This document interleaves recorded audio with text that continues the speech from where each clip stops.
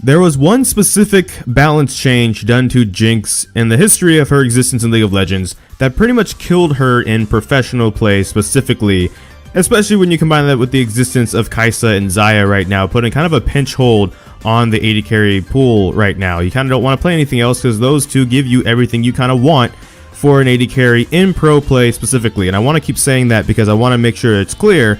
We're not talking about necessarily solo queue and stuff. We're talking about pro play, like specifically. If you're a fan of watching certain picks when it comes to pro play, like, you know, the flashier stuff like Zed or something, or maybe it's because you main the champions, so you just want to see them played in the hands of some of the best players in the world, well then there you go. With Jinx, it was the 522 nerf that they did to her way back in Season 5. It was technically the preseason of Season 6, and it was pretty much like this. Stat-wise, you know, base attack damage increased to 58 from 53. Base attack damage gross reduced from 3 to 2.14 or 2.41. I can't read. But that was okay in itself. This was during the whole like marksman champion update. A lot of marksmen got changes like this, so this was kind of in line with that. That in itself was fine. Get Excited was actually buffed. Its new effect increases Jinx's total attack speed by 15%. That was completely new. And the duration, for those of you that are kind of new to the game, used to only be for 4 seconds. They increased it to 6 seconds. So that was kind of actually nice. What changed everything professionally, though, was the switcheroo, specifically Fishbones, aka the rocket launcher, was changed. It reduced the total attack speed by 15% when active back in the days of old. And now this was also combined with the 510 nerf to the minigun at the time, in which case this attack speed was given back this season in Season 8 and 8.3, but it actually was nerfed to only scale to 70%, down from 130% by max rank. What would happen though is you'd gain like slight bits of attack speed with each level that you put up. So right here, maybe it's small to see, but like at level, even if you didn't take, you know, because you couldn't at level 2 take a point, you'd get 2% attack speed on the minigun with that as well. So instead of it just being just 30, it was actually 32.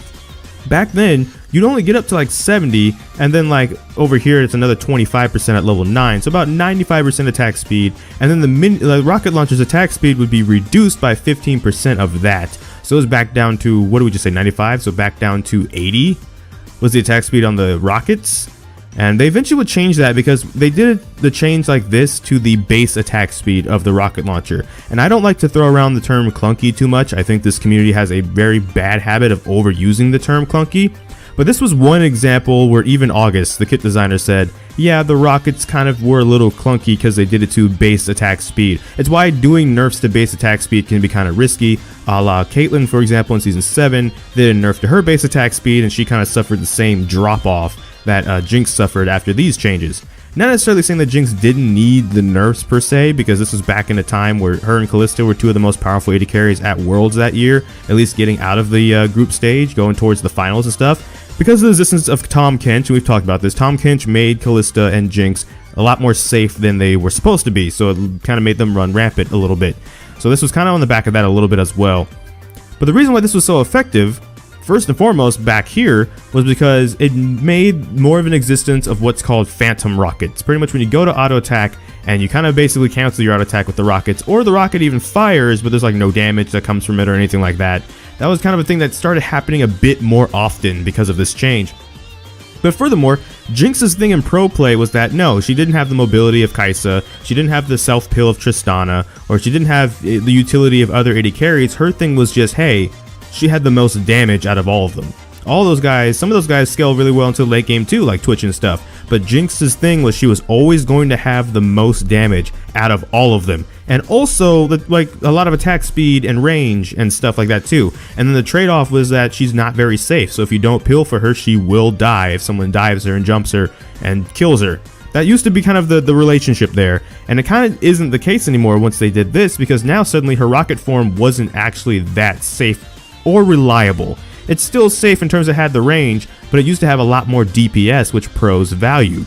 Once this happened, pros kind of, you know, moved a little bit away from Jinx, because like, well, if you're going to be that immobile, not have a lot of utility, not have a lot of good self-peel, not have mobility at all, basically, like, what are we picking you for when we could instead now just pick Tristana, who now has the same DPS you have, but is also a lot more safer even if Flash is down. She has the rocket jump, she can use the ult to knock someone away even if she really doesn't want to. That's what it's there for. And in that case, no, there's no point ever playing Jinx professionally. Solo queue wise, she did take a hit in solo queue at this point too, which is why in 610 they did change the reduction of the attack speed on Fishbones the minigun from base attack speed, which is what they meant by total attack speed, to bonus attack speed. But they also nerfed it a bit more by changing it to a 25% drop off from a 15% drop off. But basically it's from bonus attack speed, which made rockets feel a little bit better, of course. But at the same time, again, Jinx doesn't really bring anything else to the table but high damage and high DPS. So pro play wise, this took some of that DPS away. So yeah, she still had high damage, but there's other AD carries now that can do that high damage. So once again, why play Jinx specifically? Which is why, if we flash forward now to this season of Season 8, when they, oh actually it was 8.2, why do I keep saying 8.3? I've been saying that for several videos and y'all didn't say I was wrong. I maybe got a good laugh out of that. Anyways, they gave Jinx that attack speed back on the minigun right here. So it went back up to 113%, which is briefly why in the summer split in pro play we actually did see Jinx get played and picked. As a matter of fact, if I open this up and go, let's see, Game of Legends, we'll just go like this. It should bring it up hopefully. We go to Champions. We go to, well, it's going to be a second, so I'll just kill the time. Basically, what happens is they gave Jinx the minigun back. It's not even alphabetical form, man. Come on now. Oh yeah, all these champions are now bot lane champions. Oh man, you only have to used to scroll through like 18 of them. Now there's like a bajillion of them down here. Anyways, so yeah, we have Summer Split, for example, where Jinx was actually kind of played a couple times, though that was kind of, you know, like deft. The known Jinx player pulled her out for the finals and they won. They didn't win that game though, so there was that too. But in Summer Split, or Spring Split I should say, let's go Spring Split of Season 8, what we actually saw was Jinx played 65 times once they did that change back to her, because again, suddenly she kind of brought back what she used to bring back. Sieging power, the DPS on the minigun, stuff like that. But what kind of keeps her out from being as dominant as she was, and say if I go into Season 5, the good season, and I go all, for being played over 200 times across all regions, is that rocket launcher. So unfortunately, without the rocket launcher, Jinx is kind of going to be in the state where she's pretty good solo queue wise, so you don't really want to buff the rockets back, because then she'll take over solo queue and then just need the nerfs all over again, and then you're just going in a constant circle like that. But at the same time, you know, for those that maybe kind of wonder sometimes, does Jinx even need a rework? I know some people that are constant or very adamant at this point that her W and E need a rework at this point. It's because, and it's mainly as an answer to the fact that a lot of AD carries bring a lot more utility and stuff now that Jinx kind of doesn't. If she's not going to bring high damage, she doesn't bring anything else that pros want, so she needs to suddenly bring something that pros want.